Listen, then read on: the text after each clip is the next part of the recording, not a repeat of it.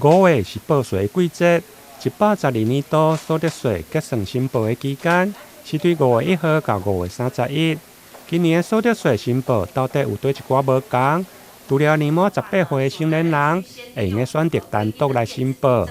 另外基本生活所需要的费用嘛提高，加上为了节能，今年的税额试算调整嘛做了修正，民众会用的以网络申报系统来下载。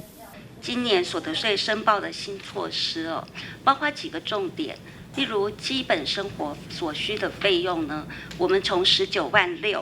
调整成20.2万。那另外还有一点很重要的，就是因为民法已经把成年的定义修正为18岁，那所以在所得税这一部分呢，我们的成年也就在112年的时候也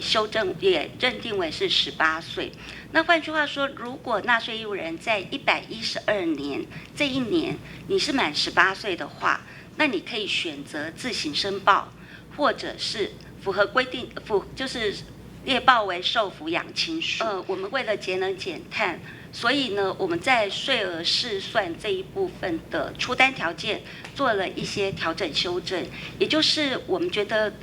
根据你以往的报税资料，觉得你其实有能力来自行报税或是网络上报税的，那这一部分呢，我们今年可能就限缩，就是不再寄送这个税额试算哈。另外，为服务有领域报税需求的民众，国税局嘛提供报税预约3合1的便民措施，民众会用透过网络或者是电话来预约，而且预约隔工3天内的预约时段到场来办理，会用缩短现场等待的时间。台南新闻林根采访报道。